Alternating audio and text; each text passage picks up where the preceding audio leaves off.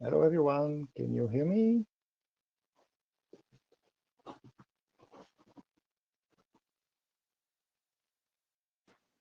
least I can hear you. Wow. Okay, hi Diego, hi everyone.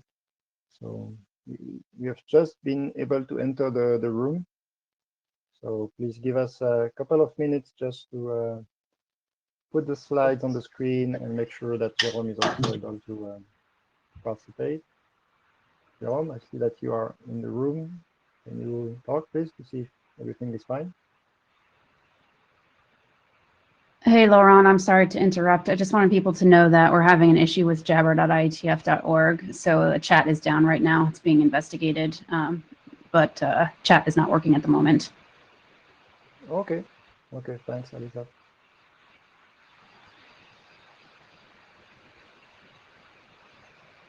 Jerome?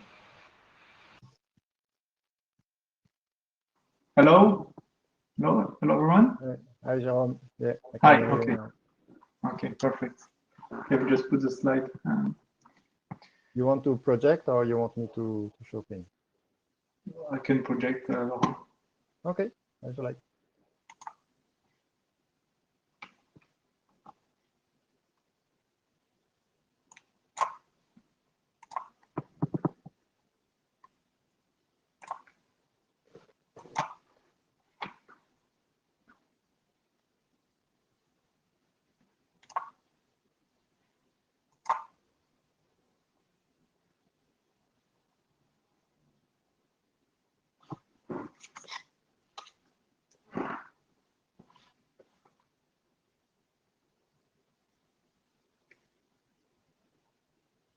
Okay, I think it's okay, right? You can see my screen?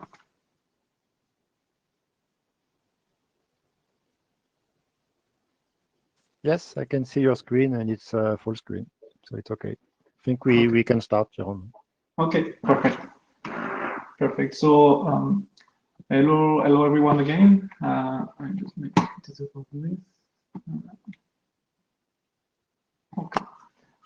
So my name is Jérôme François, and I'm the co-chair of Nmrg group with Laurent Sirvaglia. So before we enter into the let's say technical discussion, so let me remind that we are a research group, and so we are not developing standard in the research group. So it's more long-term research and collaboration, even if, of course, we can publish some draft as information or experimental RFC. I think, sorry, I have just maybe to change a slide. Is that the right one? Sorry, I have to check. Yes, it's the right one. I think we. Okay, let me just a second. I have just to change a bit the slide. Sorry for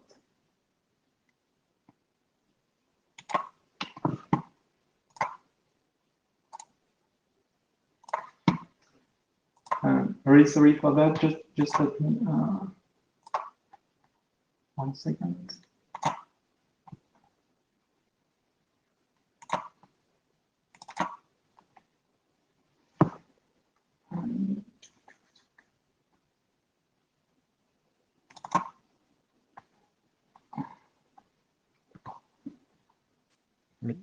Just while Jerome is fetching the right slides, to inform you that it seems there is an ongoing problem with the chat. I mean the Jabber. So the chat is not operative so far. So that's why we have empty chat windows in Meetecho. Okay, so I think this is being dragged down, but I have no more info for the moment. I don't know if it will be restored during the meeting, but in case you would like to speak, you have the raised hand icon on the top of the Meetecho window, and you can request a slot to speak. Okay, thank you. Okay, thank you, Laurent. actually put the right slide for we don't have that's the right template. I think we use a former one. So just to, okay, so remind you that we are also follow the Note 12 of the IETF. So if you have any intellectual property concern, you have to disclose no, basically to avoid any issue then. Important, so we are also following a code of conduct that you have the link if you want to check the full details, but basically be respectful and know that the session is also recorded, so all what is be presented and what will be said will be recorded. So I already said that we are a research group, so I will not continue on that. So okay, this is a virtual meeting, so we don't have blue sheet. This is automatically recorded by the attendance list. And of course, when you don't speak, please keep your audio muted to avoid any noise when others are speaking. So you have the different link. As long as we have some prompt for the Jabber and for the chat now.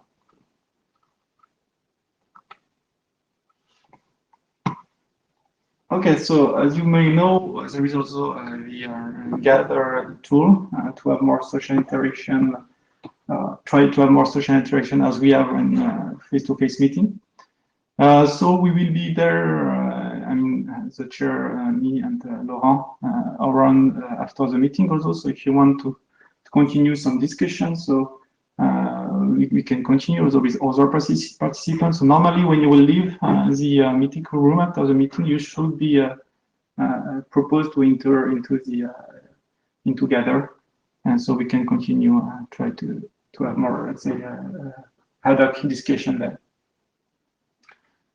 Okay. So here is the agenda for today. So we are now so briefly doing some information about the group, and then we enter into 3 different parts. The first part is about IBM. So we'll have 4 drafts that will be presented.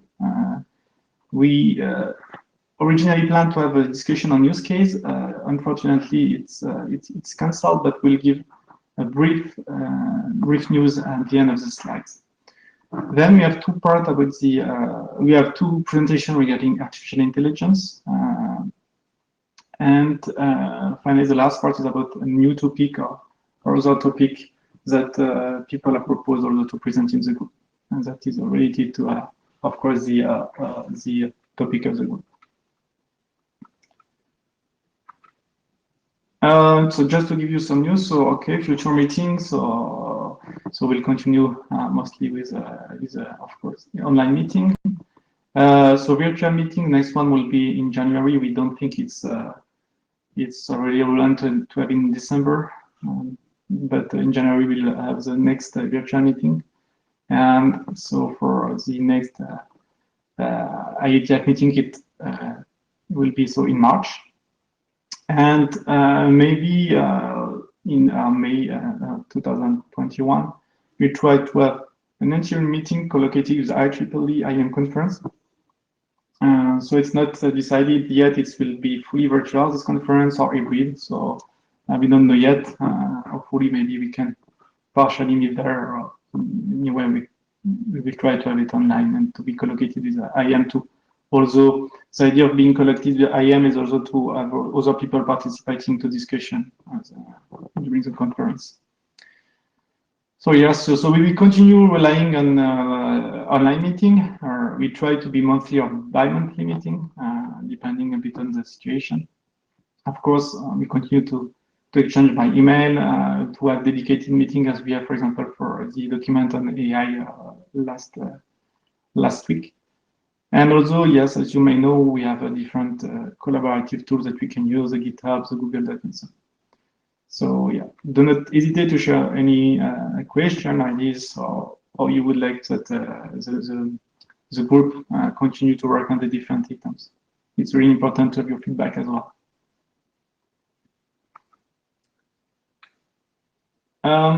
Okay, so here just as I mentioned before, a brief a brief overview of the discussion regarding use cases. There was a presentation in the last interim meeting, and so Jefferson is leading a bit this action item, and so he proposed a template on the GitHub platform.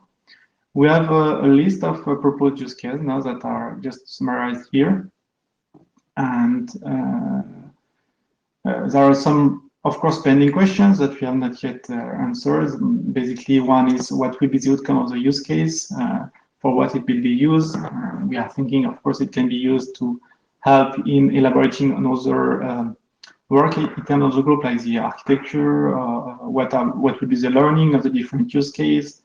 One question is also, should we keep the document of use case as separate or try to have a single document? So currently, maybe you have the feeling that people would prefer to have separate at time now, because maybe in the beginning.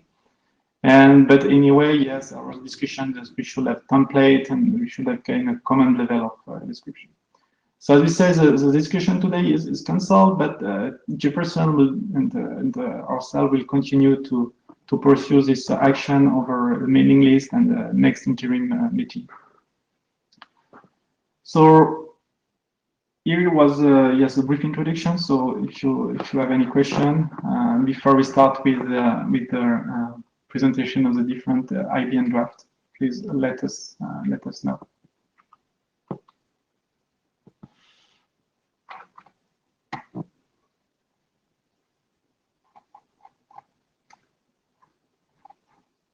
Okay, so I think we can start with the next item. So Laurent, is your turn with the presentation of status of concept and definition draft. Okay, you want me to share or you continue sharing the? What you prefer? Let me know. Let me try to share. Okay, to stop probably.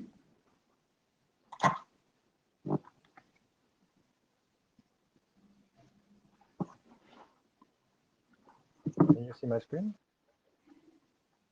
Not yet.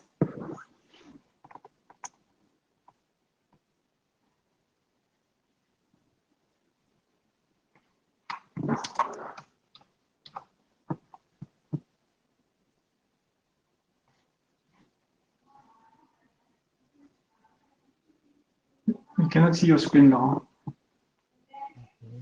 Ah, yes, it's okay now.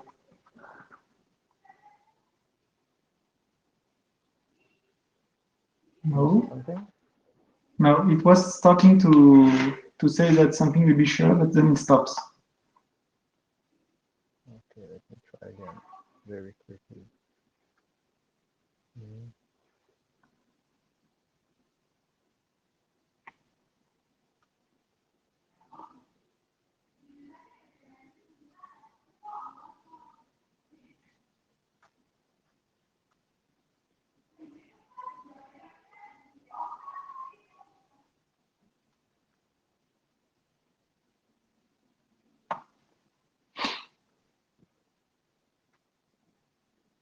Wow, nice.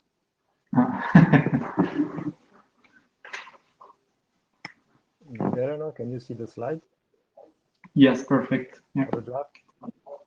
Yeah, we can see. Okay, so I tried to be quick because this is just an update. So status on intent-based networking, concept and definitions draft. This is a research group document, and I'm presenting on behalf of the co-authors, Alex, Lisandro, and Jeff. So recent history, just to situate a bit the purpose of this draft. So the goal is to contribute towards a common and shared understanding of IBM terms, concept, and functionality. This is why it's called concept and definitions. This work has been around for several years now. So we had version 2 of the research group document posted mid-September. The main updates in this revision was to address a review provided by Ali Rezaki earlier, and so we provided changes according to the review. We also provided a more detailed description of IBM functionality, which is on section 6, with new subsections dedicated to intent fulfillment and intent assurance. Some redefinition of, clarification of the distinction from policy-based management, added a couple of examples of intent. This was requested several times by some comments. And we also have towards the end of the document, kind of hanging items on discussions or future work. And so it's renamed for the moment into additional consideration. And we made various editorial improvements throughout the document. So this was, available for a couple of months now, and we already made a status in the last interim meeting. Since then, there have been a research group last fall, which Jérôme handled. It was started beginning of October and lasts for the whole month of October. Jérôme, which is also the shepherd for this document, mentioned his conclusions mid-November, a couple of weeks from now, and so for what will be the next step. Just a very high-level outcome of this research group last call for this document. We got very large support, positive expression of support. I counted a bit more than 18 different sources in the research group or participants that expressed that the document is ready to move on. And we also received in parallel to that some, I will say, more detailed reviews beyond just the support. And so we thank all the research group participants for this support, and especially for the reviews. So this is the status so far, and this is the last slide. Next step, what we will do. So first, we are working on the new version, which will be 0.3. This should be ready in the next couple of weeks. We are a bit busy with the IETF so far, but after that, we will go full speed on this. And the main focus of this revision will be, of course, to address the comments and the reviews received during the last call. There are different levels of comments and reviews, so we have still to figure out the impact of those comments and reviews and the changes we will need to implement. But this is our work, first step. And then once this version is ready, in fact, it's a bit in the end of the shepherd to evaluate, depending of two situations, mainly if it's only a kind of minor revision with editorial changes and clarifications. It may not be necessary to go through a second full research group last call because the support is already there. On the other hand, if to address the reviews, we need to change a bit more text, refactor some of the aspects, restructure the draft. This may be a more major revision, and then we will discuss with the shepherd if it may require to go through a second research group last call, just to make sure that these important changes are validated by the research group again. But again, this is second step, and once this is decided and that we have validated that, we hope to be able to submit to IRSG review. And that's it. Any questions or things you'd like to know on this?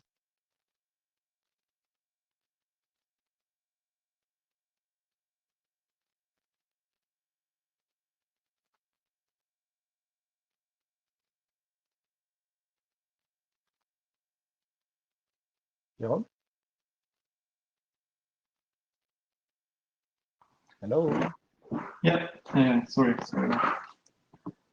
So, is there any question or feedback? So, as you said, Laurent, you got a lot of, let's say, positive feedback mailing this, so I just can confirm that. So now it's up to you to see how you will address the different comments, and then as you said, yes, depending on the type of modification you will do, then I will check if this is necessary to go for, let's say, kind of formal last call. Mm-hmm. Yeah, I mean, as I said, there are some reviews that need more attention to really see what changes we need to make to the document. So that's why we couldn't reply until now, but this is really on our table for the next. Yeah, I think it's good that you receive a review from, let's say, new readers. So basically, you have also an external point of view on somebody that was not aware of the work until now. It's important because these documents somehow give some, let's say, basis or fundamentals for this for the IBN work in the group. So it's important that also the understanding from external reader is well set and well.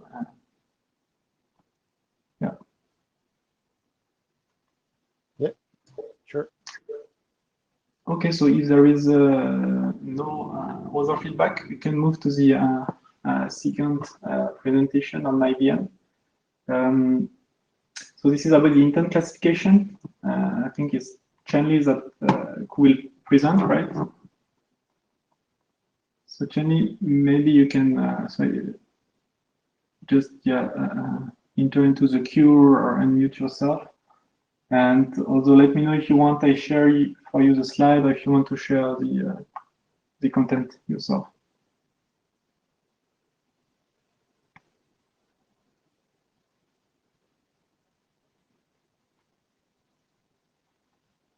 Chen? Yeah, okay.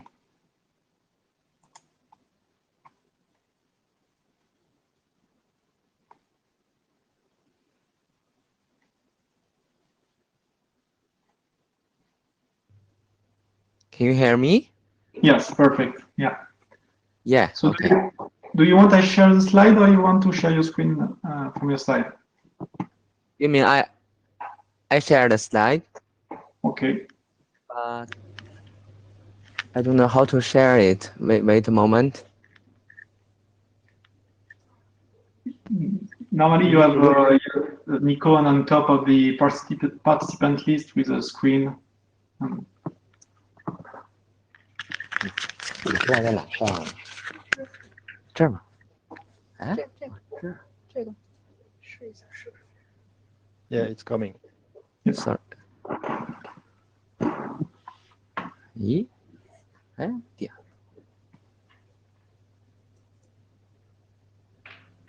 Sorry, wait for a moment. This is my first time to use the tools.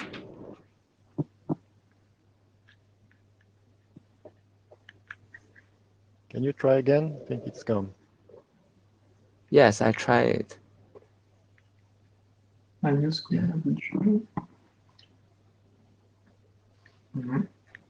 Sorry, there is an arrow on the screen. I don't know why.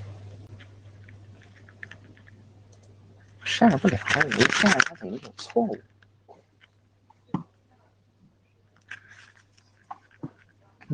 No. So Okay. what Hi, we Chair. see is that Hi, Lauren. Could you please share Yeah. the slide? Yeah, sure. I have some problem with the tool. Sorry. Yeah, no problem. I will share the slide. Thank you. Thank you.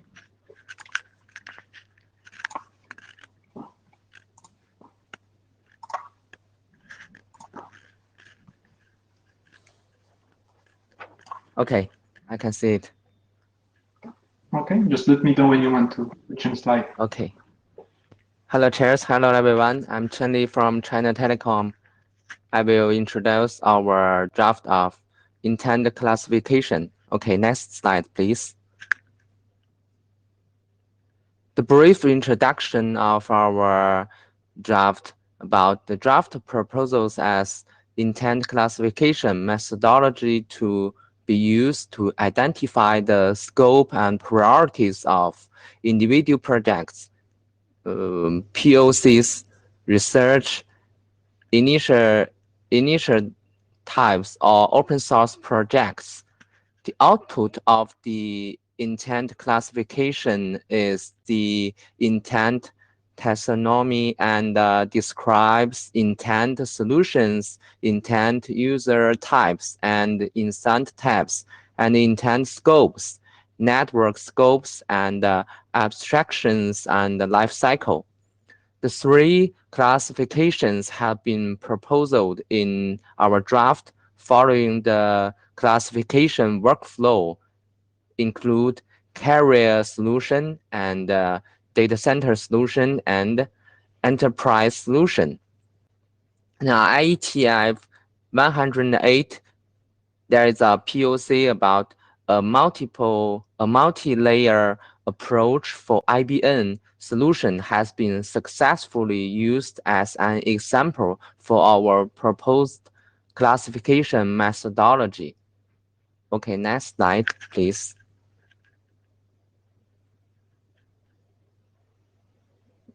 The history of our draft is about on July the 1st, intent classification draft adopted by the RG, and on November the 2nd, we uploaded the version 1 to IETF, and there are 33 comments addressed since the RG adoption call.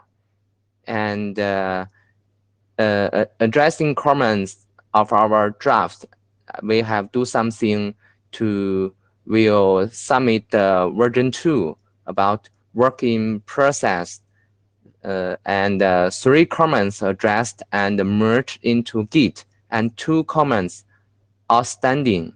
Okay, next please.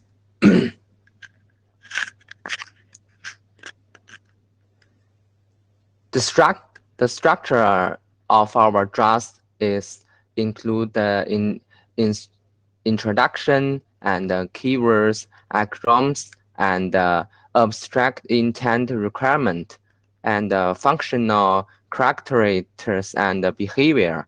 And in section 6 is about intent classification and some other sections. Yes. Okay, next slide, please. From the last meeting, we do some updates about our draft. On version 1, we provided detailed description of the intent classification methodology workflow and how it can be extended. We expanded it in section 6.1.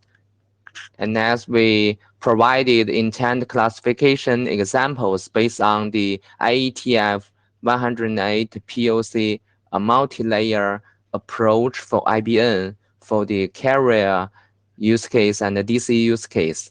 We add new sections at the section 6.3.3 and 6.4 and 0.3. And then we updated intent descriptions with additional information on how intents manifest from an operational point of view in sections 6.3.1 and 6.4.1 and 6.5.1.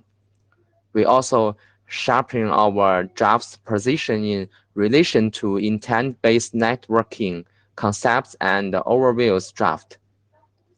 The section involvement of intent in the application of AI to network management has been removed, and we think it would be used in future draft proposals that focus on how to do it. Then various readability improvement we have done. Okay, next slide, please. Yeah, we have do something after we submit the version 1, and we will submit version 2 after the meeting, I think. About we continue discussion on POC's integration into draft with Barbara and Walter, and we clarification on requirements for different intent types based on context in our draft in section 4.2, and addressing the benefits of intents to network requirements in section 4.3. And there is outstanding about we will add a scope section within introduction for in identifying the scope and the priorities of projects, and then we'll include a definitions section. Okay, next slide, please.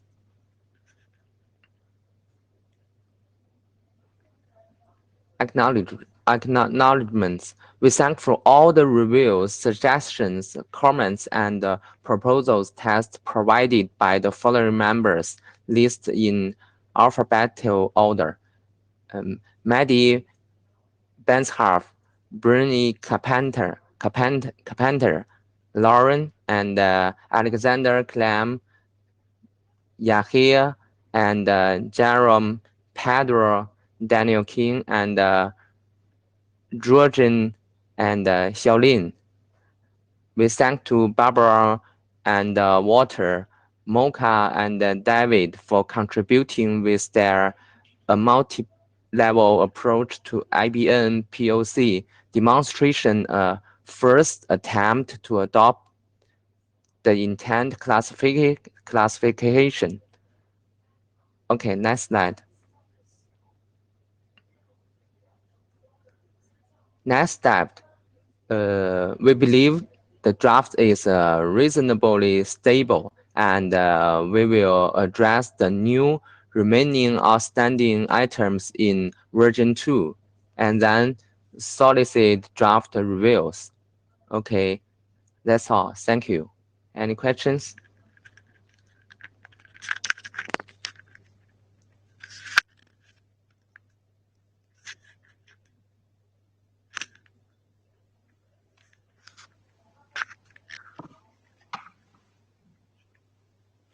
Any question regarding the classification draft? Laurent speaking. Sorry, Jenny wants to, he's raising hand.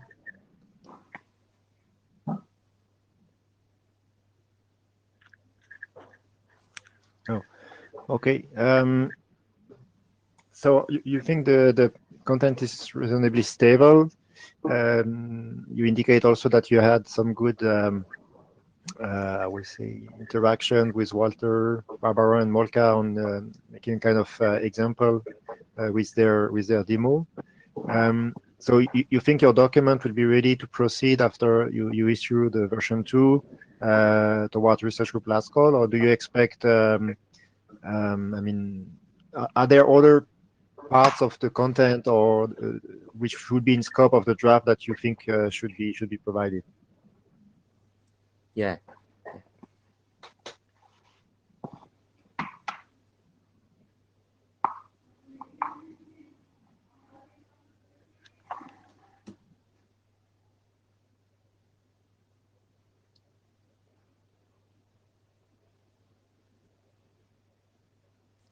I'm not sure if my question was clear. Do you expect to have new topics, new aspects to be developed in the draft?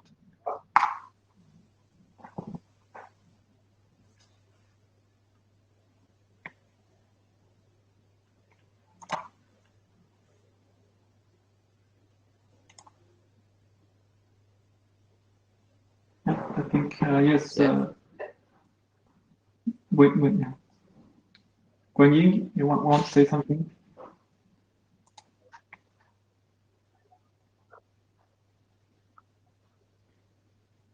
Hello?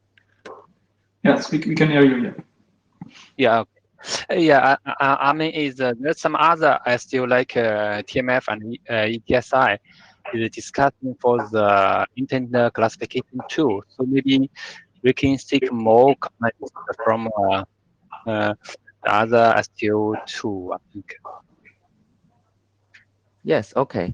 We can have some the discussion about the intent classification. Yeah, maybe we can discuss after the meeting. Okay, okay. We can have it online. Okay, thank you.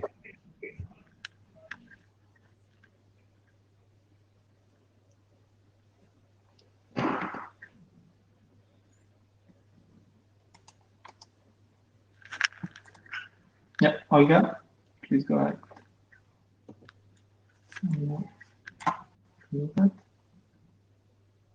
Oops.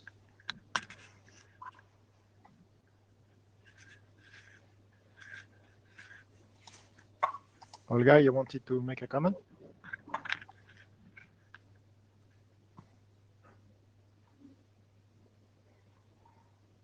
Olga, if you wanted to make a comment, I think you should put yourself back in the queue.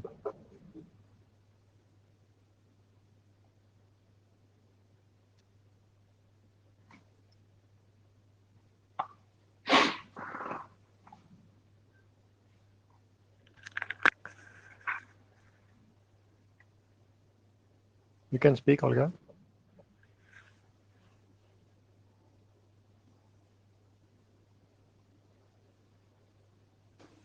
Olga, you Jerome? have to unmute yourself, otherwise.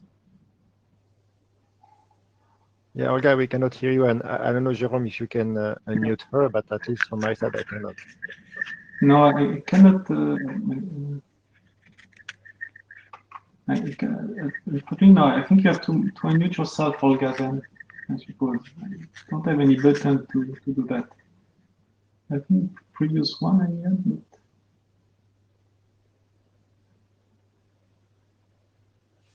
Okay, so just because I think we are drifting a bit and we have a full agenda, I suggest we continue with the next draft, and eventually, if Olga managed to raise her comments, we can hear that still in the IBN slot.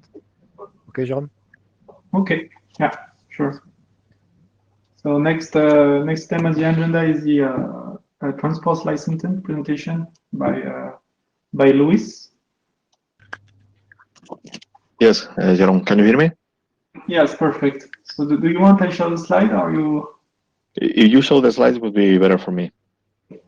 Okay.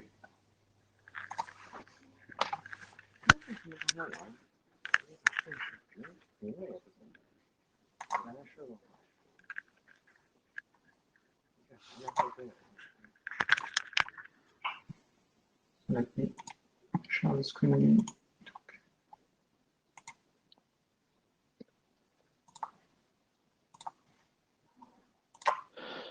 Okay, thank you. So essentially, I will present the update of the status of the draft. To be honest, there is very few updates, and mostly related to terminology. Essentially, what we have done here is to align with the terminology that is being used in this working group, where we have transitioned from the concept of transport slice to the concept of IETF network slice. So I will go briefly to the point, but essentially this is the main message. So next slide, please.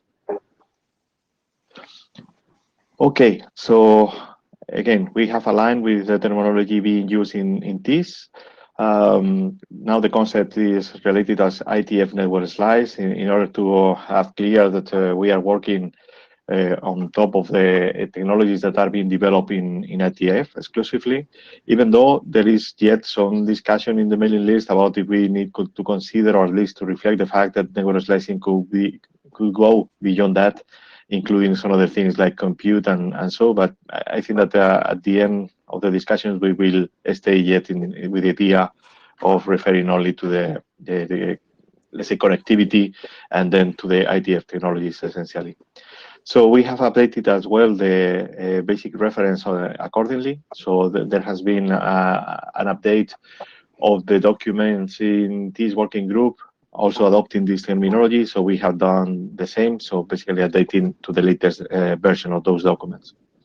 So here maybe is important to say, or relevant for us at least, the proponents of this work, that somehow we do see this as a complement to the work in TIS, in the sense that with this approach, this intent-based approach, we will be complementing what could be related to the concept of IETF network slice controller. So basically, yeah, adding this other piece on top of that controller, dealing with the intents for the creation and provision of the slice, but also whatever has to do with the slice in the IETF scope. Next slide, please. Just as a refreshment of what is the purpose of the draft, so it's to leverage on the IBM technologies for requesting IETF network slices, for essentially assisting the customer, and this customer could be a high-level system. Maybe the system from the 3GPP could be a clear example. So to request and to manage, let's say, the network slice. So so we do foresee the role of this intent-based system as the one managing the descriptive request from the customer, and essentially interacting later on with the IETF network slice controller in order to have the slice ready in the network. The benefits of following this intent-based approach is clear for us. Would be the portability of the solutions across implementation and networks. So having these intent-based mechanisms, we could guarantee that portability in an easiest way. Having a simple way of expressing transport IETF network slice needs, and this would assist the vertical customers, for instance, vertical industries, and so to be not so specialized in the particular technology, but essentially working with these descriptive manners of requesting the slice. And essentially, yeah, the focus on the what, that would be the IETF network slice, and not the how. So the essential of the IT intent-based system. So next slide, please.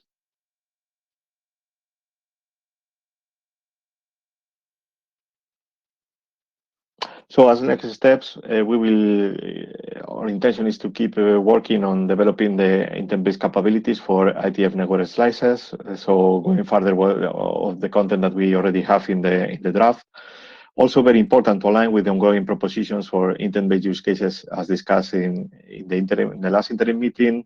So essentially, we finally define a kind of template for use cases, or so adapt the description of this use case to that kind of template, or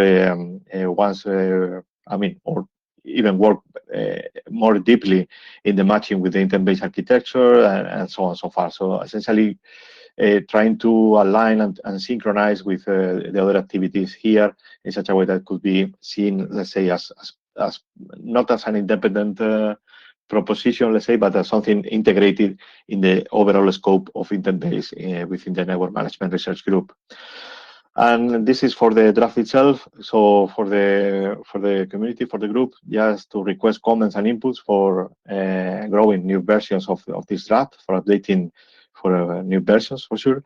And we are considering maybe for the next meeting to ask for adoption as an intent use case. So we remind that there is a number of work patterns defined, and one of them is the definition or the selection of use cases. So we think that this could be a potential good use case also because we could show the link with this working group, and this could strengthen, let's say, the proposition. And this is all from my side. Thank you.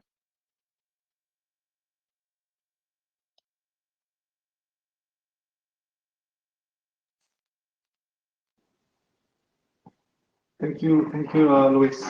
So, yeah, I think Laurent, you want to say something, right? Yes. Can you hear me? Yeah. Yeah. Okay.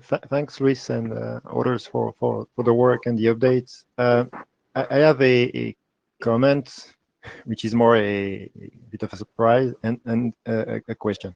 The first comment is I saw that there is this terminology update and alignment with TIS about calling that IETF network slice. When I read that, I thought, are you trying to put intent for the IETF network we used to have in the physical IETF meetings? Because for me, IETF network is the IETF network. So I was a bit confused when I saw that first. So I don't know if the terminology will evolve. I know it's done in TIS, design team, etc. But I found it a bit confusing, and I'm not even sure that externally to IETF it will be well understood what an IETF type of network is. Yeah. I mean, everyone else around IETF calls that transport network. I know it could be too limiting, but yeah, it's terminology discussion. But this is just a bit of a surprise for me. And my question is more on the.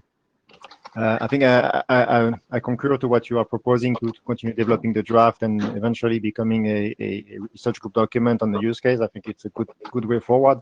I'm just wondering in terms of scope, because I remember that, for instance, Amina was also having some proposal around slice lifecycle automation and other things. if because I think your scope is quite well aligned with again IETF technologies and especially what's being developed in TIS.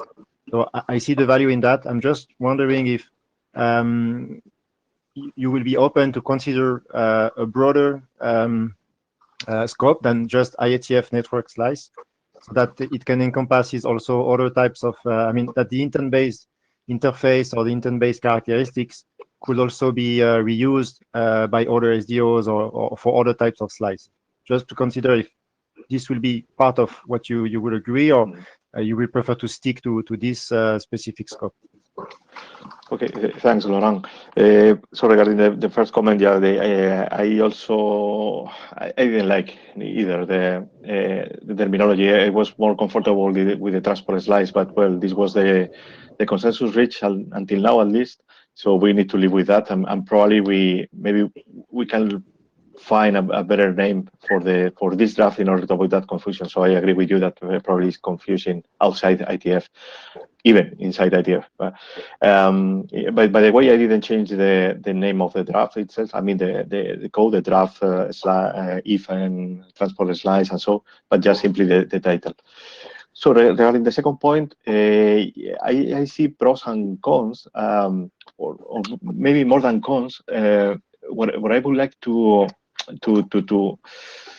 yet be, let's say, close to the working TIS. So opening the scope, I think, is interesting and probably necessary in order to be sure that it's consistent with whatever effort that could be done outside, and maybe we can think of 3GPP or in some other bodies.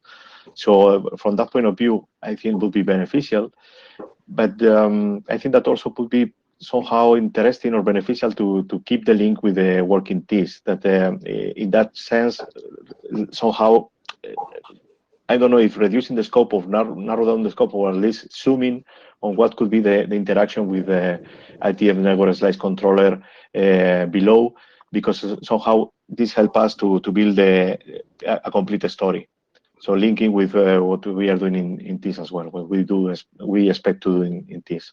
So yeah, I mean, we can discuss. I'm open to go in that direction, but maybe keeping the link with the ground being done in TIS, because I think would be beneficial for us to having the complete story. Thank you. Makes sense. Yep.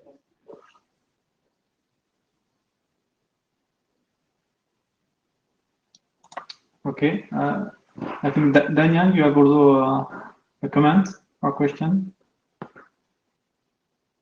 For me? Yeah. Did you raise your hand? You're in the queue.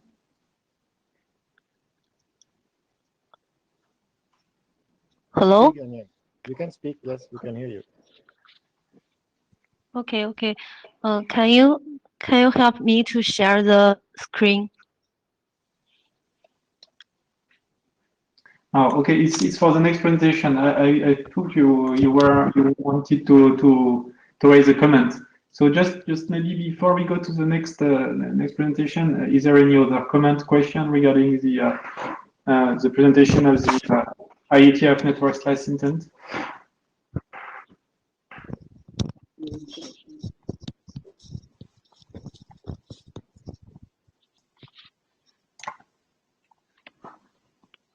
So maybe from my side, so Jérôme François speaking, Luis, I'm not sure to well understand your next point, your last point on the next step slide. So the idea is that when you say ask for adoption of this graph as an Nmrg intent use case, you say that in the next meeting. So it means that Yeah. You want maybe next virtual meeting you expect to have something more, let's say, concrete regarding how we will pursue in use cases, I suppose, in order to see how it fits. Okay. So yes, for instance, what we have discussed in some other meetings, this idea of the template for use cases, or even better matching with the intent-based architecture. This is something that is not yet in the draft. So probably if we evolve the work in this for coming months, maybe we can somehow align better this proposition with the overall intent working here, and with that maybe have a more solid draft to be adopted. Okay. Okay, thanks for clarification.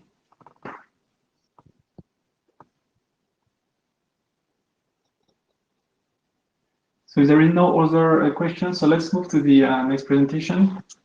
That is about network measurement intent. So I will share the slide.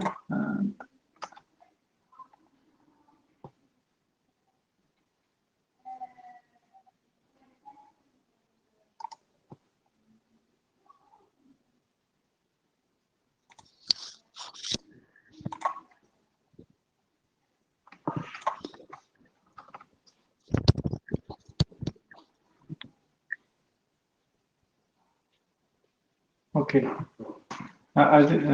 Shen, I think you can see your slide, and also you can start. Okay, thank you. And then what we are talking about is the network measurement intent. And the original draft can be found in the official website. And next slide, please. And in keeping with our common understanding, we will use the intent-based networking framework in the draft of IBM concepts and definitions to illustrate our network measurement intent.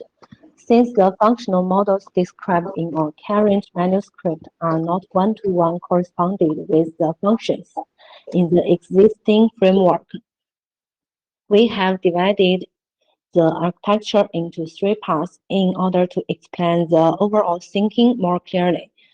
And as you can see, we set recognize or generate intent and translate refine as a part. Learn or plan or render, configure or provision, monitor or observe, validate, and analyze or aggregate as a part, and abstract and report as a part.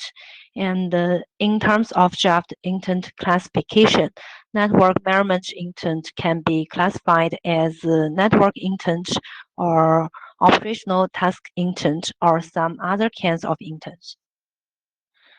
Okay, next, please. Next slide, please. And next, network measurement intent refers to based on user or network operators' demand for network states, and automatically collect network states information on demand. And then, in order to illustrate it more clearly, we will present the detailed process of each within each divided part, and we will take the measurement intent of busy network performances as an example.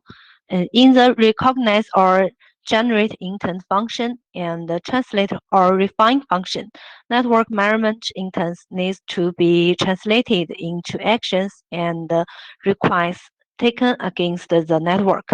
It means that in the measurement intent of busy network performances, due to network dynamic changes such as daily network bandwidth occupancy rate, the period of network busy time is not fixed.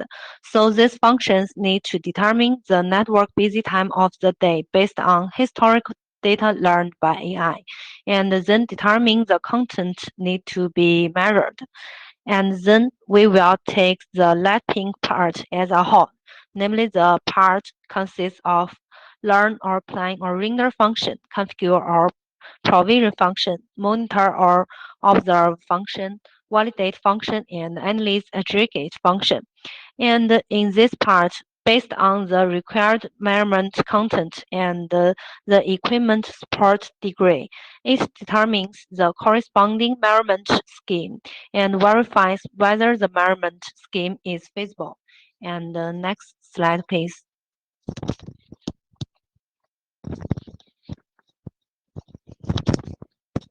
And at the same time, the light pink part also needs to determine whether the network is busy according to the current network state while the busy time threshold is exceeded. This part performs automatic network deployment, such as in CLI mode. And to meet the requirements of the network measurement intent, this part also needs to collect measurement data on demand. And of course, this data is collected automatically. At the end, the abstract function and report function form the last part. The outcome needs to be reported back to the user to verify whether the threshold meets the requirement and verify whether the network measurement intent is satisfied. If either of the two conditions is not satisfied, the network measurement intent will be modified and readjust the scheme. At the same time, it also needs to determine whether the start time for scheme execution is the start time when the network is busy. And next slide, please. In this page, I will explain the advantages of combining network measurement with intent. First of all is automation. It can realize automatic network measurement and automatic analysis of measurement results. Second is intelligence. It can realize intelligent anomaly detection, anomaly prediction, and automatic repair when the measurement result is not in conformity with the expectation. And finally is closed-loop control. Due to the closed-loop operation is available in the intent-based network.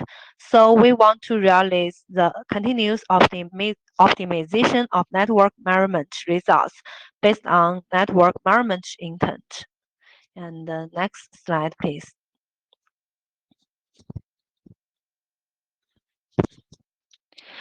So for the next steps, we will refer to the IBM frame of reference and then update the manuscript and refine the steps for the implementation of the corresponding functions and work with the IBM use case team and then incorporate this use case into the upcoming IBM use case draft. And we are looking forward to the comments, suggestions, and questions. Thanks.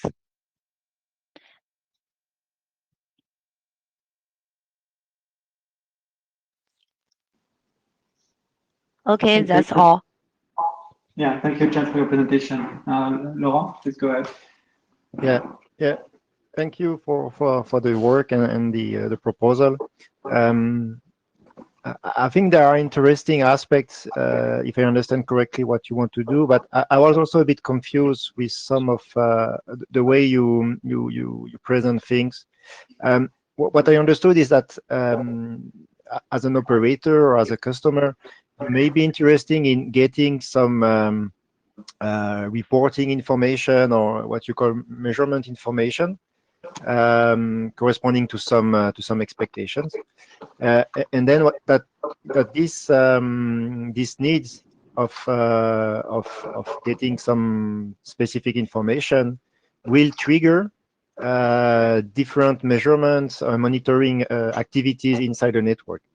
And the other things you are, I think, trying also to put together is that you may want to detect if the measurement or the monitoring can fulfill the expectation of the measurement provided by the operator. And the other thing is that if some issues are in fact happening, and to be able to detect, in fact, from these measurement expectations, if there are deviations from what you expect to see. So for me, what I was a bit confused is that you have at least 2 or 3 phases or aspects that you're looking after in the draft, but the way they are articulated right now, it was a bit confusing for me. So I see potential, but I think we may work maybe together to try to clarify the different steps, or where is the intent and where are the other functionalities coming into play. So this was just kind of observation that I think there are potential, but maybe need some clarification in what you really want to achieve and how you see this to work.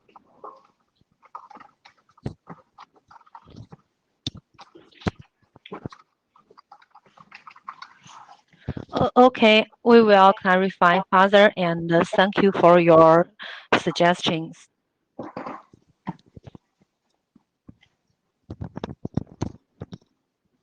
Diego, you can speak. Yes, I agree with Ron in his comments that this is somehow mixes the idea of measurement with the idea of action. So, I don't know whether building a closed loop or whatever the nature, and this is a little bit misleading. That's true. This said, something that I think is really valuable here and is connected with some ideas that we are starting to work with is precisely the idea when you have a catalog or a database or whatever you call it of, for example, measurement tools and measurement capabilities, and what you express is precisely this, is that you request the measurement capability and not necessarily the tool, because the tool may have to be adapted to the particular environment in which you are going to deploy it. And well, what personally, I'm trying to connect this with an idea that I'm insisting very much recently, which is about the repeatability. How you guarantee that whatever you do and whatever you report to others, whether it is on a paper or a test report or an experiment report or whatever, is something that can be repeatable by others. An approach like this probably would translate in a higher level of expressing the repeatability requirements, and I think this is if we narrow down a little bit the scope, this would be quite interesting, definitely.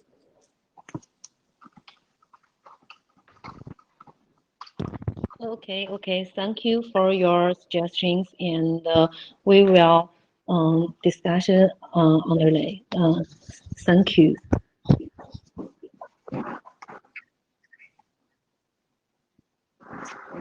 Okay, thank you again, Chen.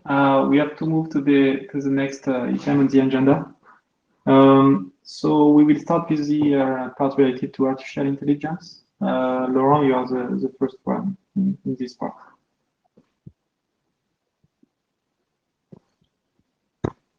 Okay, I'll try to share my screen. Give me a second.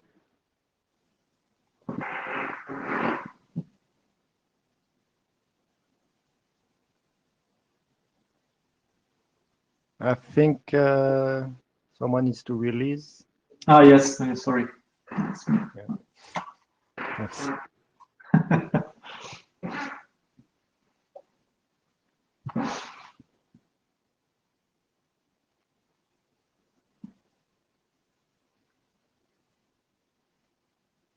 Okay. Yeah, you can see it.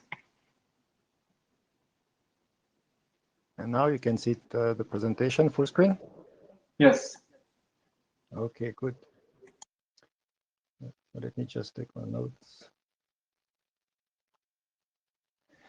Okay, so this is in the area of artificial intelligence for network management. So we're a bit switching topics, and today I'd like to give a presentation on artificial intelligence for network and service automation, and especially to look into the standard enablers and some research directions. The slide set that you will see today is a bit more focused on the standard enablers.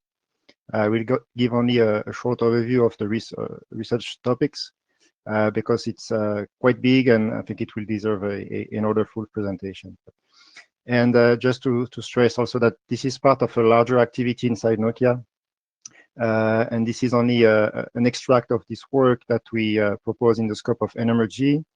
And if you're interested to learn more on this activity, or if you want to collaborate with us, because we have also related actions and activity in other SDOs, don't hesitate to contact me after the meeting or offline. We also hope that the content presented here will help to provide inputs to the AI research challenges document that Jerome will present just after this.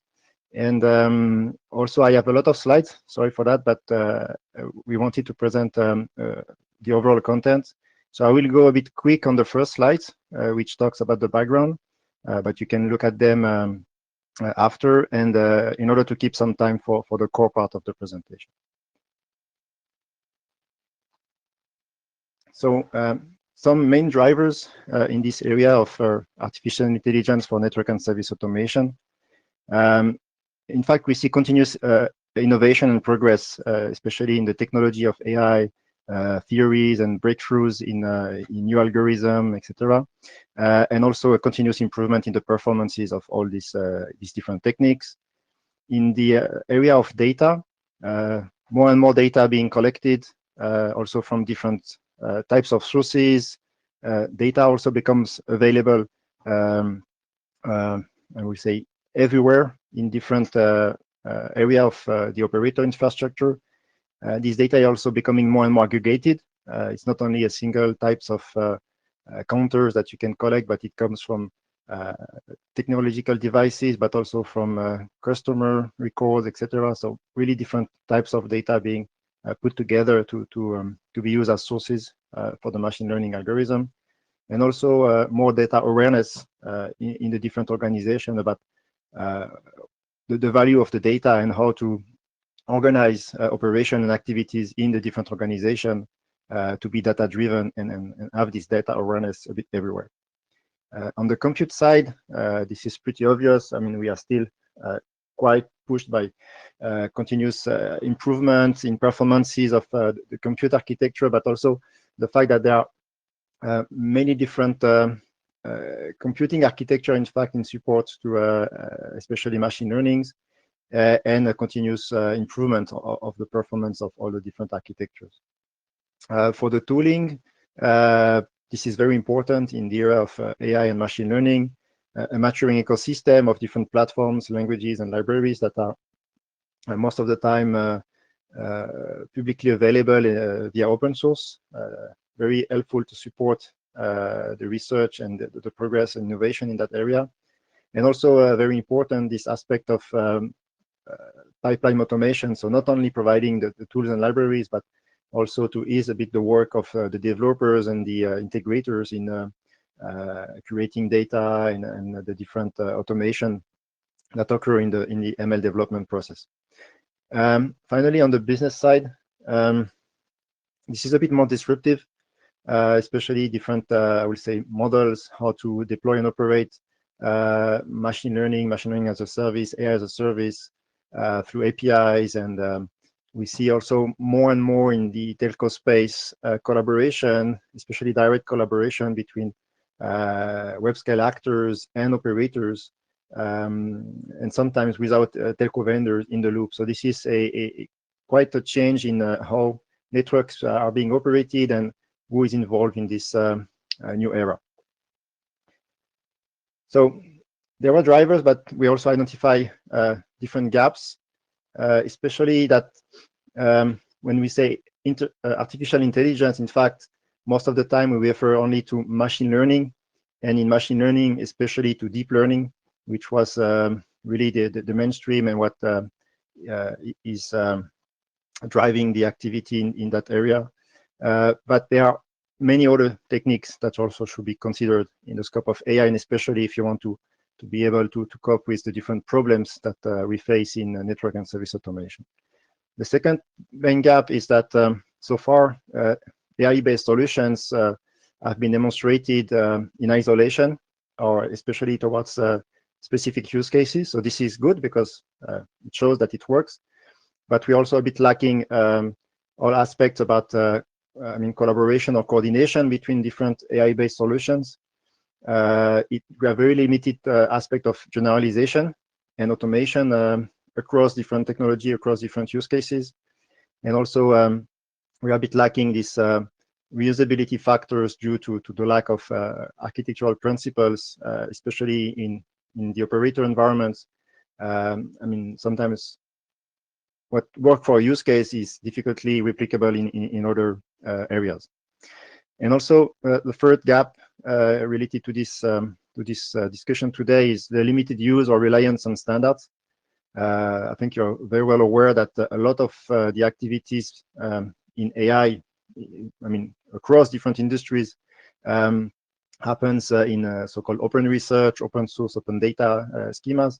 But we see also values in having standards being developed, especially for the telecommunication environments. So still in the infancy age of these AI standards for networks, but also that the standards needs to position itself to be able to provide value with multi-vendor and open solution in that area. And also the fact that without standards, we will miss some key properties like interoperability and reusability of the what is currently delivered via this kind of de facto software environment. Then to highlight a bit what we consider to be the scope for considering artificial intelligence and network and service management and automation. In fact, if you bring the two together, for us, we have broadly two main domains or cases of applications, which are what we call AI-assisted management and automation, which is where you you take current operations, current functionalities, and you try to inject AI into that or make them AI-based. And so you increase the efficiency and the support to human-driven operation. But you see, this is what you do today, and you do it with AI. The other main scope with AI, what we call AI-enabled or AI-empowered, which is really to try to discover, unveil new areas, new way of doing things that were not possible without AI, either due to the complexity or due to it was too challenging to process the amount of data, etc. So it's really to not do what you can do today, it's to do more things, new things. And in fact, as a conclusion, we need really to have an advanced integration and embedding of the capabilities which is needed to maximize the use and efficiency of AI-assisted and AI-enabled management automation. So we really think it's important not only to work on the AI techniques, but also on how they get integrated and how we embed them with the network environment. In terms of a bit coverage, these high potential areas, I will not explain each of these, and in fact, it's not exhaustive. It's just to highlight that, in fact, you can apply AI techniques virtually everywhere in the networking environment, and you can have different types of problems, different benefits, different types of techniques you can apply. And so the goal and kind of an underlying challenge that we start to see here also is it's to find solutions or capabilities that are really reusable and replicable so that you can apply it end to end. So for all the management tasks and all the operations that operators are doing, and not only always specialized and use case-based techniques. So a kind of counterpart to that, it's kind of a problem technique mapping, and it's absolutely not prescriptive. It's in fact to consider typical panel of techniques that you could use to address some of the problems and AI tasks. But we don't see any limit here. I mean, it's just a kind of indicative mapping, because maybe tomorrow someone will use a technique never used before for this kind of problems and may trick it in a certain way, and it will work and have very great results. So this we don't know. But it's just that for some of the AI type, what you see a bit on the left is that depending on the type of, I will say, task that you are after, if you want to get some explanation, a diagnosis, this is essentially when you need to have pattern or event detection and recognition. You can address anomaly detections, data protection breach, etc. And then you have certain set of algorithms that fits well to these kind of problems. And then if you are, for instance, for prediction and search, then you can use different types of techniques. And if you go in fact to the last kind of level, which is prescriptive and decision making, then you can see also that the type of algorithm are a bit different, and you go more towards structured learning, reinforcement learning, multi-agent system, where you really connect with a bit more actuating on the network and not just learning patterns or identifying clusters. Then we have also tried to categorize some set of key challenges for AI and network management, or AI and networks together. So first, I mean, just to be a bit too specialized in our own field. So first, it's that networks are hard AI problems. Networks are distributed, dynamic environments, usually heterogeneous in terms of technology and types of operation and choices from operators. And also, we also face more and more the kind of challenge related to encryption. We have also complexity in the data sets that we face in network environment. It can be logs, it can be performance counters, it can be customer records, etc. So very types of data sets, and also very technology specific or domain specific, and the relative complexity also in the algorithm to deal with this complexity in the data sets. And also we have high dimensional spaces in the network data, and they are also heterogeneous and diverse. I mean, if you go to the access network, if it's fixed access or mobile access, 3G, 4G, 5G, it's different types of data types, and also diverse because you have different formats for different applications, different vendors, etc. And the last point, which starts to be a bit less of a challenge recently, but access to network data can also be sometimes difficult and challenging, and you have a lack of reference label datasets in many different applications. A second challenge is on the confidence in AI. So AI technology introduced new challenges and specificities, such as you can have performance degradation over time. If the profile of your data changes, you need to retrain, at least minimum retrain your model. Sometimes you even need to change it. Data sensitivity, data bias, adversarial inputs, some issues related to governance to address properly security and privacy on the data used by the machine learning algorithm. Shift also from a kind of deterministic and provable algorithm that we have in many applications in network environment to the typical machine learning paradigm, which is based on stochastic and statistical paradigm. And also challenges related to explainability, accountability of how the decision process was made by those algorithms that we don't necessarily understand the inner workings. So on top of that, we also see the need for a comprehensive framework to increase confidence in the use of AI. Human-AI interactions as a third challenge need to support, I mean, we can have different levels of intelligence provided by the AI, and then different level of support to the human operator from assisted to empowered. As you remember, we explained in the scope. So how to assist or extend the human operator in the service design, the parameterization and operation. You don't assist the same way on the different phases and depending on what the human operator is capable of doing. And also have adaptive intelligence automation based on dynamic levels of automation and supervision. You'll be able to trade and to delegate different levels of autonomy to your AI operations. Also different roles and interactions between the AI-based system and human operators, a bit what you see in the below diagram, that depending of what the role of the AI versus the operator, the human operator is, it's more or less like a combination of augmenting the human, assisting the human, or replacing him. Finally, a fourth challenge we call AI diversity is that, I mean, the AI techniques are not, I mean, it's a broad set of different techniques with quite different characteristics, and then they will have different requirements and standardization needs. Also, the overall design, integrating and leveraging individual AI properties needs to be put forward. Coordination between distributed AI applications to ensure coherent end-to-end operation, how we can cope with this diversity and make sure that we can coordinate in a useful way. And also the fact that the software environment supporting these AI-specific systems are also diverse and sometimes even proprietary. Then what we see as very important to understand this journey is what we call the joint evolution of AI and ops. So we don't consider only AI in isolation and network management or network operation in isolation. We really think that it's a joint evolution. So we want to go from what we see on the left side, which is a bit the situation today, what we call raw AI and automated ops, to the kind of ultimate stage in 25 and beyond, intuitive AI and autonomous ops. And to go through that, in fact, we can consider various criteria, what you see on the left, AI and data, scale and adoption, practice and integration, confidence and security, standards regulation, etc.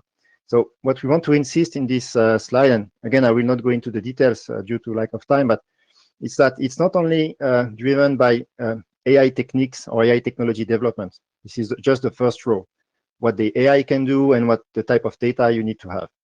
And also we see there are still valuable unlock to do there. But it's not only that. There are other things which are more on the penetration of AI in the infrastructure, also the know-how, the practice of using and developing AI specifically for networks, but also what I said about this confidence and security, making sure that we can safeguard the AI operation and adopt it at wide scale, etc. And the very importance of standards and regulation, standards for interoperability and regulation in order to make sure we comply with the right frameworks and policies in terms of addressing privacy, security, and other related ethical issues. Then to frame a bit the approach here is it's to show a bit where we see. I mean, it's not that you will have AI only in one of a small area in the network. It will really be pervasive everywhere. As you can see at the bottom, we can have it in the different segments, different domains. Also capturing the specificities of AI being deployed in such environment. If you deploy on a smartphone or a sensor, it's not the same type of AI and we say computing environment that you can get if you deploy it in a big data center. And also if you go up, I mean vertically, you have AI in the data plane, but also you will have application of AI for the control plane and also the management plane, which is the main area of concern for network management and network operations. And then in the different network management domain, you will have AI dedicated, for instance, if it's operating in the RAN access, or if it's operating in the core, or it's operating in the transport. So you can have also capture different specificities of the operations there, and also the end-to-end service management. And what you see also, sorry, this kind of arrows, it's not limited to only management and operation, but also the interactions with the control and the data plane and with the, I would say, the human operator and the network operating and service operating centers. In terms of standardization scope, I will go very quickly on that. So just to consider three main areas, key enablers and functionality. Really, I will show some slide on that, but this is really the core of what we think should be the enablers to put forward in order to really make sure we can integrate and support fully functionality and operations based on AI. The second aspect is support for deployment and diversity. This aspect is very important because the first one is really to say what we need to develop to make it work, to make it integrated. The second one is if you develop enablers, you want to make sure that you can reuse them and apply them to as many scenarios as possible, as many technologies as possible, as many use cases as possible. So you don't want to develop an enabler that will be too specific, for instance, to a given technology or a given protocol or a given deployment. You want to make sure that you can use it as broadly as possible. And so we see also a role that when we design these enablers, when we specify them, and I would say the research topics we need to investigate, we need also to make sure that our design is extensible and portable. The final aspect, trust and adoption, this is really because it's not just because you have good technology and you can apply it in many areas that it will get adopted. With this change going to more and more AI-based operations, we need also to support the user, the operator, different verticals that will reuse this technology in having the right frameworks in place, a trust building framework, a security framework, and all these different techniques in order really to support and make sure that when you use AI technologies and are deeply embedded in your infrastructure, you can know how they operate, you can audit them, you can have explanation, etc. So the way we have structured, we propose to structure the some of the standardization aspect and research aspects for network and service automation using AI is with these so-called enabling areas. We have identified 6 of them: execution, data, inter-AI, actions, governance, and inner AI. And for each of them, in fact, we try to describe what we consider to be important and how this contributes to being an enabling area for AI-based operation. So for instance, of this execution or execution environment is really to consider versatility of and this continuum of where the applications can be deployed. We can think, for instance, of some of the work being developed in the Nmrg about this data discovery, data availability, and the counterpart on the execution and compute, where is the compute, what is the form of compute, and how you can deploy your applications on top of this distributed computing environment. So really finding the good combination between deploying the AI in terms of operations and also the access to data. And we relate that to a set of different standard needs. So having the ability, for instance, to express requirements and constraints for the different deployment options of the AI applications. Can I run more or less distributed? What are my requirements in terms of computing, processing powers, storage, etc.? And the counterpart is what my infrastructure is providing as capabilities. And in fact, we need to match those two sets of capabilities and constraints in order to be able to support a wide variety of deployment scenarios and to automate, in fact, those scenarios. For the data enablers, it's a bit the same situation. Is in fact to ensure that we have access to the right data at the right place at the right time. And there are many challenges related to that. Sometimes data is not available, or data is meaningful only for a certain amount of time. So we need also to be able to localize the AI execution with where the data is collected or where the data is meaningful. There is also an issue in the representation of the data. We have already good data collection platforms, but we need also to work more on the description of what the data is, the so-called metadata, especially if we want to be able to automate. If I don't want a human to say, I understand that this is this performance counter, and I need to plug it as input to this machine learning. If we want a machine to do that, we need to have descriptors of what the data is, even going towards maybe some ontologies describing this. So we see a role for the standards and some research aspects related to that. Also, the fact that the data patterns are dynamic and will change over time, especially in our networking environment. So limited validity of the learned model, limited generalization of the inferred knowledge. So this for us consider an important area of research. Inter-AI. Laurence, excuse me to interrupt. I think maybe to move forward, maybe to some conclusion, because I think we'll have not enough time to cover everything. I'm sorry. Yeah, I will. I know it's a bit long. I will accelerate. So we have still 3 other enablers. So inter-AI is really to consider everything related to interactions, interpretation, where you have multiple AIs being developed. If you remember the diagram I've shown, you will have a lot of different AI instances everywhere for different applications, but you will have also to orchestrate how they operate together. And there is a lot of standard needs and research aspects to investigate there. Actions, very important one. This is really for closing the loop of automation. If you have an output of an AI or machine learning algorithm, it can be a score, it can be a vector, it can be different forms, but you cannot use it right away out of the AI. So if you want to automate the usage of this output, you need to plug it to the right actions, to the right orchestration, etc.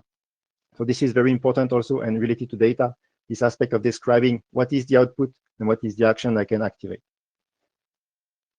Governance, this is a very, very important area. As you can see, a lot of different consideration and standard needs. This is really to consider usability, trust, and integration of the AI component in a network and service automation operation. In our AI, this is a bit different because this is really considering what's inside. This is the different techniques, self-supervised learning, new forms of deep learnings or algorithm, etc. What will be the evolution of inner AI and the potential new standard needs that may emerge from that? We also have other additional important considerations at the architectural level, going towards machine reasoning, security, which is a very important aspect that we consider transverse to these different enablers we have considered, and ethics and regulation, which more and more becomes integral part of the technology development. So this is a slide about the research topic overviews, and I think you can understand why I cannot go into much more detail, but each of these boxes, in fact, represents a kind of research topic or research area related to AI in network and service automation. And you can see also that there are a lot of connectivity between each of these research topics and the other topics. So the color code is mapped to the different enabling areas, but you can see also that across the different enabling areas, you have a lot of relationship and interdependence between the different topics. And finally, just to summarize, because I think we're already quite over time, this is a bit to frame what we believe could be good directions to push forward. Go deep, This is in fact to maximize automation by really enabling the integration of the full range of AI capabilities. Second, to go wide. Again, if you have excellent enablers, excellent AI technologies, but they are too specialized, then you are missing something. So go wide is in fact to be able to make sure that you can support the broadest application and deployment diversity for the telco and also vertical scenarios. So to ensure portability, reusability. Go safe is in fact this aspect of, if you want to foster an adoption, you need to make sure that you can provide support the human in understanding how the AI works, how it is integrated, what it is doing, and also very important governance and security frameworks to safeguard the AI operation. So that's it. Sorry for being long. It's a very dense content, and I will really welcome if you have further comments or interactions of that.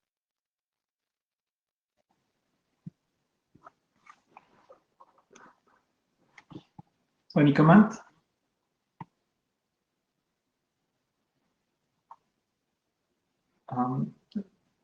Laurent, you can hear me? Yeah, I can hear you. Okay. Now because I got an error message when I was speaking. Okay, I think it's really interesting. Yeah, unfortunately we don't have much time to discuss. I think yeah, there are also some overlaps, as you say, with what we are doing in the other document, in the group, and also some that we can, I think, really also benefit from each other, from the different ideas. And I think it's really now, we don't have really time to go now deep, but I would really like if we can, in the next meeting, if we can really arrange more time to discuss a bit more what you present here, and also a very dedicated meeting to AI interim meeting, because I think it's it's too short now, too much content. I understand. Yeah, I'm sorry. So maybe we move to the next item. Of course, anyway, we can also discuss then on Gather. I think we have time also. So the next is my presentation. So let me share my screen.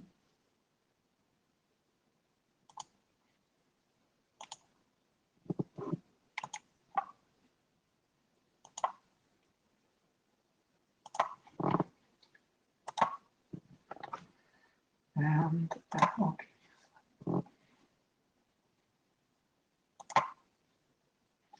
So I will try also to keep it short.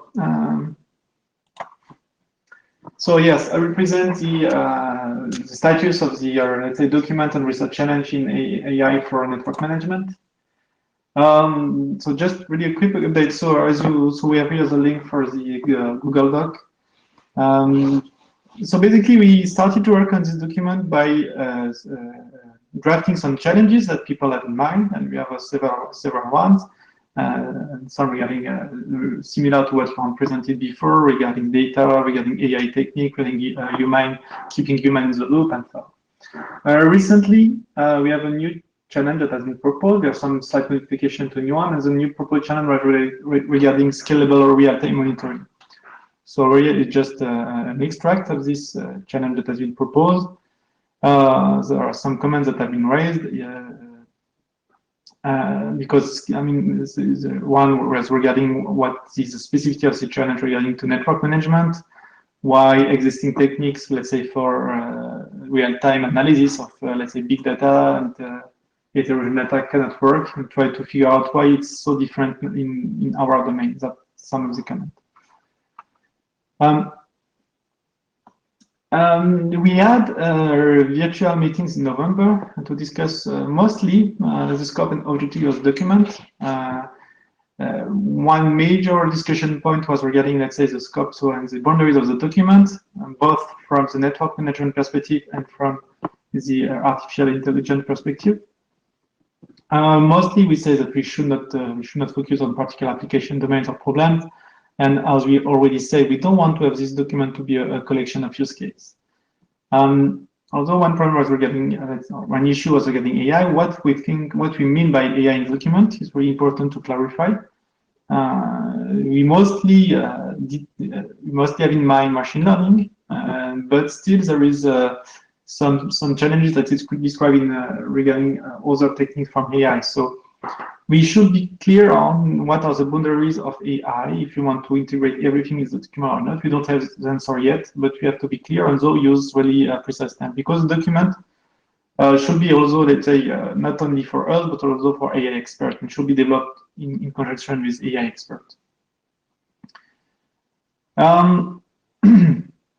We also want to highlight in the document, before just saying we have challenges, highlight why we have these challenges, what makes the basically network management problems, why these problems will require artificial intelligence, because of course there are maybe different answers to that, because we have too many data, too complex data, too much storage data, we need fast decision, and so on. And we cannot just rely on human experts. So there are some introduction content that has been proposed. And also maybe there are also new problems that we can now solve with AI that we don't think before. And also I think it's something that you highlight, Laura, in your presentation before. We really discussed what should be the value of the document in order to refine the scope and objective of the document. What has been raised is that the idea is that what we see today is that there are a lot of test and try method in different, let's say, research paper. For example, we just take different methods of AI to apply to our problem and say, okay, this method works better, or we adapt a bit, we tune the method a bit, and then it works. We want something. We want basically to help that rather than having a test and try method, help people to really identify what are the issue when they want to apply AI to their problem, in order to have a better guidance on how they can apply AI. So basically, we want to make the bridge between a network engine problem and AI solutions. So that is a proposition now. Everything is still discussed. There are different obstacles. So we discuss a lot about what AI techniques for what problem, but of course, it's just only one issue when trying to find the right, let's say, AI algorithm for your problem. It's only one issue, and there is other obstacles, for example, regarding explainability, education, how to use AI, and so on. So it's not only about technical, let's say, issue as well. We don't want, as I said before, we don't want to be the document the set of use case. We don't want to be the document as a survey between what has been used for the different network management problems. Otherwise, it will be always endless, and I think we will never reach a consensus of what should be the right technique for each problem. And we finally, I tried to put in the document, let's say, a scope, or tentative scope, following this meeting. That here is just an extract, so you can see the full proposal in the Google Doc. But basically, we want also to have a method on top of the challenges in order to identify those challenges, rather than saying that we have challenges. Of course, we know that we have, but maybe we would also have a method and check if we cover all important or all relevant challenges. And that is also the idea of the document, to have a method around that. And yeah, the objective of the document is to provide the reader with a justified set of challenges. So, I mean, it's important that the challenges are justified and not just actually not because we think they are important. And maybe sometimes it's better also, or it's easier to define what the document should not be. So it's a bit a summary of what I said before. It's not a survey of the use of AI technique in network management, not a mapping between techniques. It's not again a use case document, and we don't expect in the document to provide answer or solution to all challenges that we will introduce. Next step, I would like to have in the next couple of weeks to have the scope fixed. So of course you can give now as a feedback on the scope of the document, but also on the mailing list we will have more maybe interaction, more time on the mailing list as well. And then yes, on the scope of the document is fixed, we can refine the method to identify the challenge. And also we also spotted that challenge are described in a really different level of detail. So we need some kind of a coherent description, coherent content into the different document. Although there is discussion, should we continue with Google document or draft? So I will also, let's say, do a poll on that in the mailing list to see what will be the people preference.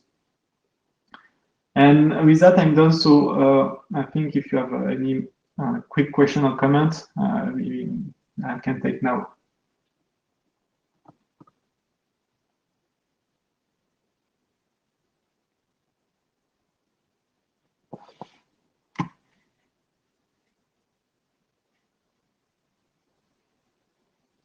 Okay, so if there is any comment now, I think we can move to the next point on the agenda. That is so multi-level configuration. The presentation will be given by Luis. Yes, hello. You want I share the slide, right, for you? Yes, yes, please. So Luis, may I ask you to speed up a bit your presentation to keep in 5 minutes? Sure. 5 minutes. Thank you. Sure, I will try. Let me. I'm really sorry that I'm a bit. Okay, no problem. Okay, so first to mention, well, I will present on behalf of my co-authors, Ian Bogdanovich and Sufen Liu from Volta. And maybe you can recall this topic was also raised in the mailing list, some propositions from Ian, and then we start discussing on top of that, and the result was this document that I will present right now. So next slide, please.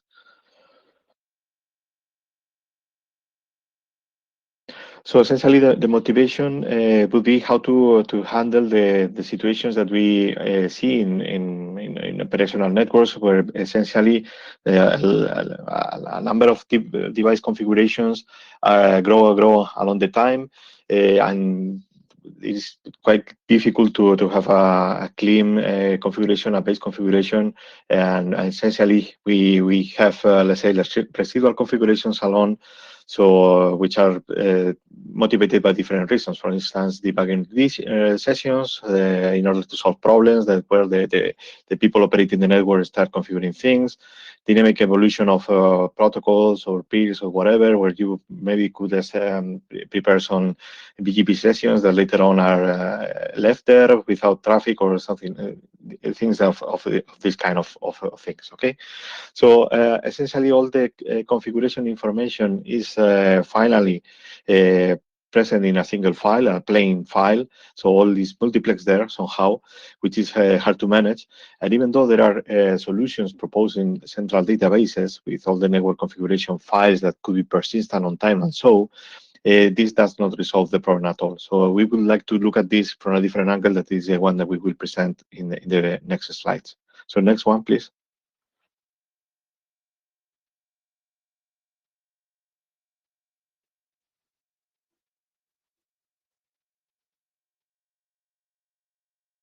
So, can you go to next one, please?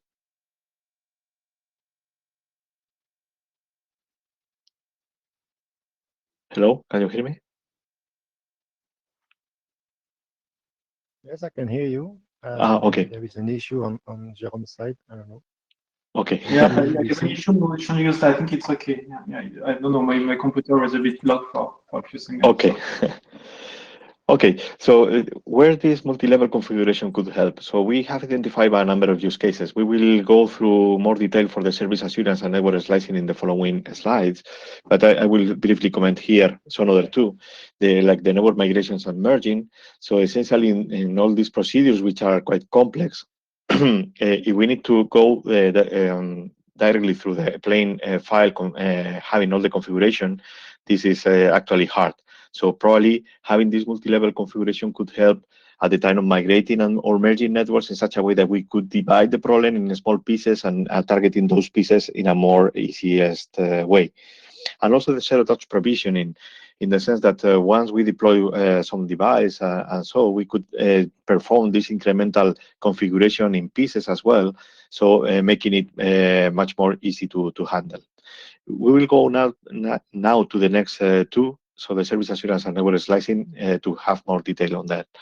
Service assurance, all of you are aware of the draft from Benoit that has been presented several times here about the service assurance architecture. So basically, this draft proposed a closed control loop that could modify the configuration in real time, the running configuration according to different intents and operational states. So this could imply a lot of dynamic configuration changes. And here we do foresee the role of this multi-level configuration in the sense that could help on identifying by design from the starting of the configuration, the correlation among those services and atomic functions in the network in such a way that we could have somehow the hooks or the links between the different pieces for supporting this service assurance approach in this, let's say, layer way. Next slide, please. Regarding slicing, here the concept also applies straightforward in the sense that in the slice concept we will have either slices being hierarchical, so covering more than one layer, or even on the same layer, basically taking profit of the recursivity. So one slice could be sliced at the same time, okay? And also the sequential slicing, so the stitching of the slices and so. The multi-level configuration here could be easily taken as a point in order to understand that each of the slices that we will deploy will be essentially one of these levels. If we have on top of that some hierarchy or some recursiveness, we could also apply this level on top of the existing levels and making it incremental. Next slide, please. So here you can see an easy example. So we could have a baseline, an underlying infrastructure that could be the figure at the bottom, and on top of that figure to deploy different slices. So each of these slices will be represented by these different levels of configuration. So we have there the blue on the left and the red on the right. So this would be essentially two levels of configurations on top of the base configuration that would be the one marked in black at the bottom.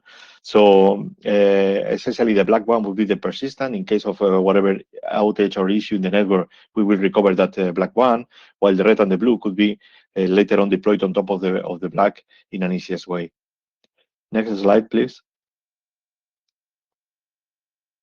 So the proposal essentially is visually you can see what would be the idea on the figure. So essentially having these different levels of configuration, and you can associate that to multiple panes of glass in such a way that you could start doing incremental things, linking these things, associating these things to the multiple levels in such a way that you could grow or scale up or scale down into the configuration depending on as long on the time, and being sure that the persistent information is kept and somehow, even though we would keep having this plain figure, to start linking, let's say, these multi-levels in such a way that we can operate in a more easiest way, having so dividing the problem essentially and having this incremental approach. Each level can be handled in an independent manner. So we will minimize the impact in other levels, and this applies fully for the case of slicing, for instance. And each level will be autonomous and cooperative, and this, for instance, applies very straightforward to the service assurance case, as well as the other two, the mergings and the zero touch. For the mergings, for instance, you can see, or the migration, we could take one of these pieces individually and start migrating part by part instead of touching all the configuration at once. So next slide, please. So we have presented this to the routing working group as well as also here. So we expect to work in completing the description of the proposals and identify viable solutions and approaches. So this is yet an idea. We need to land this idea to something much more concrete. And for sure, we would like to collect feedback and comments from the research group. And for sure, we will prepare a new version for next IETF. So apologies for being a hurry, but I would like to save time. Thanks, Luis. Yeah, thanks a lot, Luis. Yes, Robert. Hi, just a quick question is, it might be worth presenting this also in NetMod, and I wanted to ask whether you're aware of the NMDA architecture, network data store architecture used for netconf? Because that already has the idea of separate data stores representing different types of data within network configuration. And it may be worth looking at whether you could use separate data stores to manage these different layers. And then the interesting questions become about how do you merge that configuration data together. And a separate interesting question is about how do you map the operational state data back again, given that when the underlying device is going to see a merged view of that configuration. But that might be an approach that's worth considering.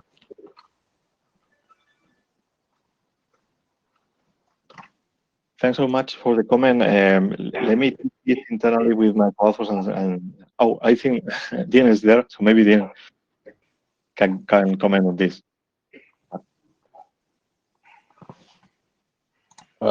Yes. Hey, Robert. On the NMDA data stores, it is fine as long as you don't try to create management separations, because the idea there is that you can have a completely separate owners from the management perspective of parts of the configuration. So we looked into that, but we haven't finalized it. But based from initial looks, what we saw that there are some missings in the NMDA that allow complete separation, management separation.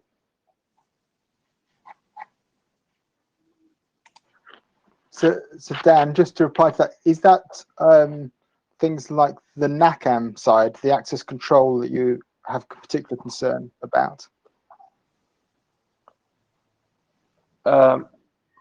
It is not just the access control. It is, I want to be viewed as a completely separate owner. Okay.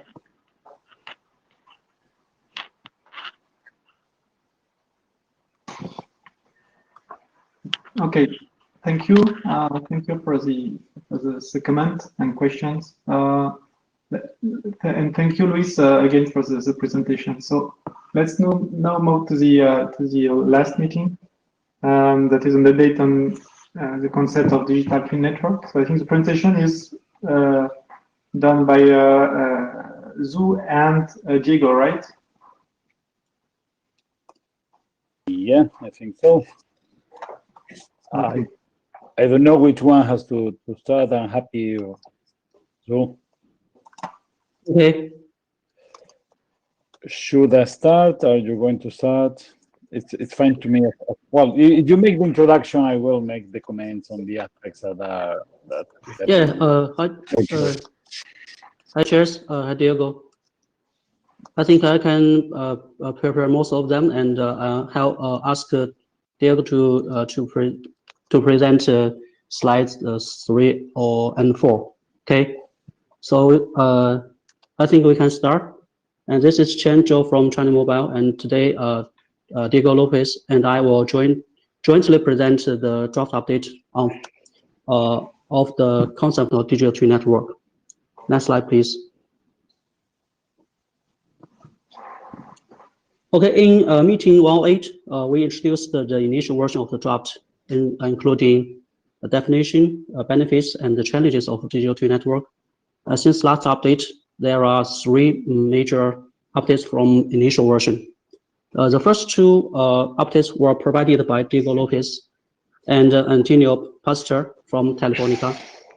And they are about adding, adding a new fixed element to the key element names orchestration, and added 2 more benefits in section 3.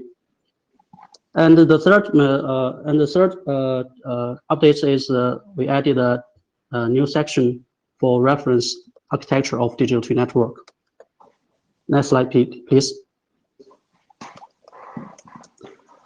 So, Diego, I give you the floor. Thank you.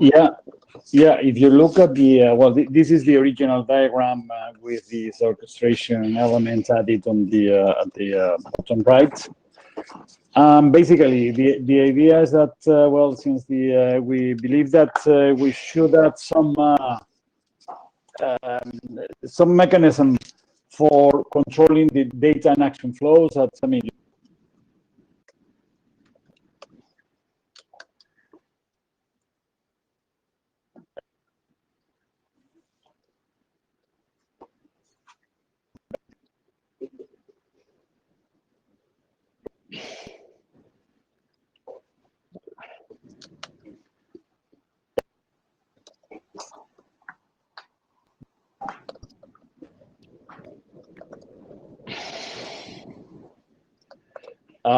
breadth of the twin. So, well, on one hand, you're able to to guarantee repeatability, so you can replicate network conditions on demand, not necessarily exactly the same that are happening in a certain moment. So you can have several, as I said, let's say, individual twins, and you have the possibility of reproduce by replaying as a section of events under control variations.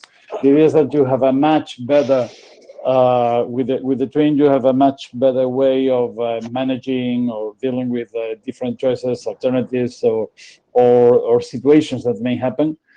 And for sure, for this to be useful is something that you need a good network model that allows you to make this orchestration in a reasonable time. Next one.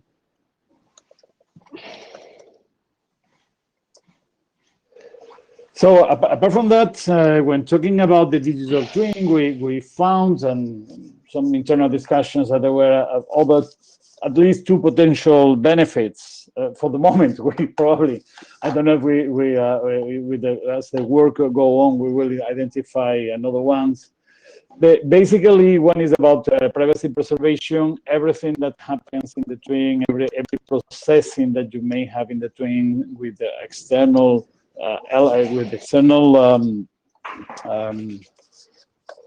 modules or external elements, and it's based on data that is filtered by the twin, and in many cases synthesized by the twin. So it's much better. It allows us to deal with the data, process the data, apply the knowledge without violating privacy requirements, and this is something that as well is connected as well with the idea that, for example, when dealing, and this is a concern in network management right now, is about what happens when end-to-end encryption becomes completely pervasive, and the network management mechanisms become quite blinder than they are right now. And so with this idea of adding or enhancing the twin with the possibility, we should be able to deal with them. And apart from that, and this is a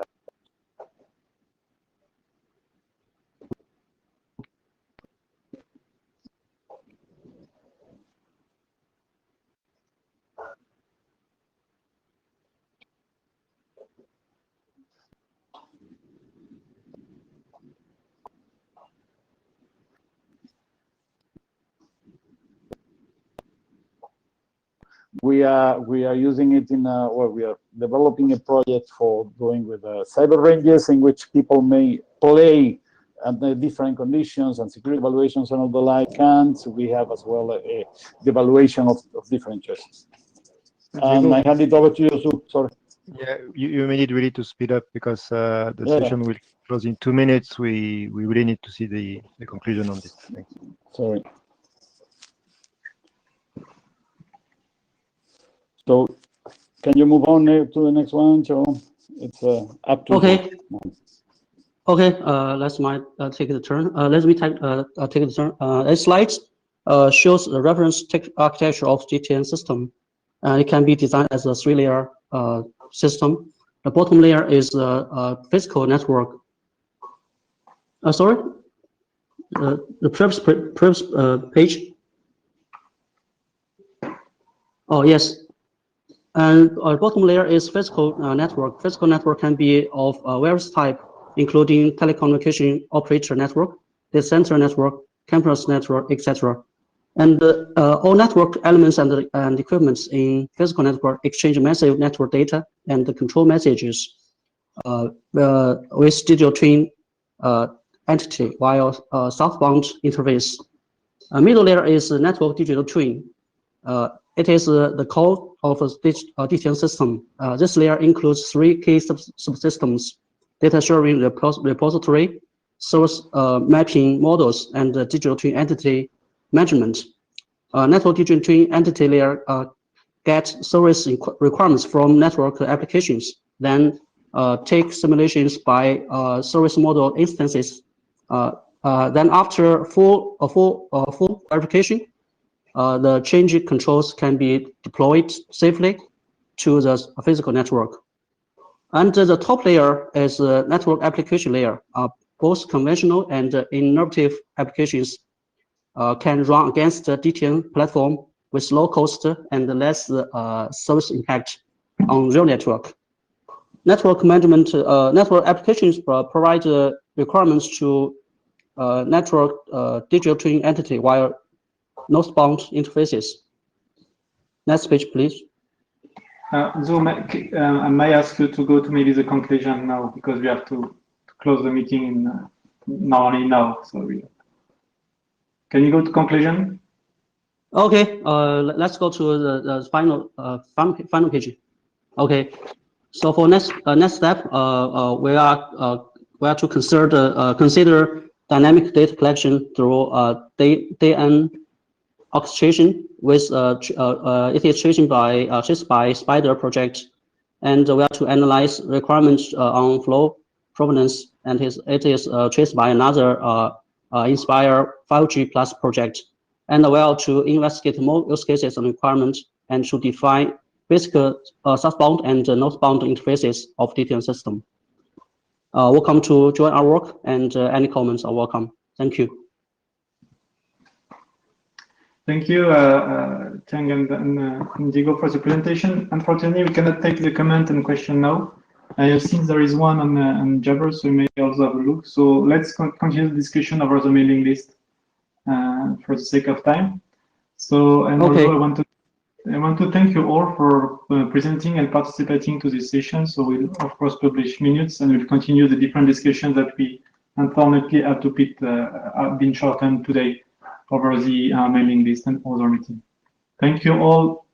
And you can also join on Gather. If you stay, you will be automatically switched to Gather, and we can continue discussion. Thanks a lot for everyone.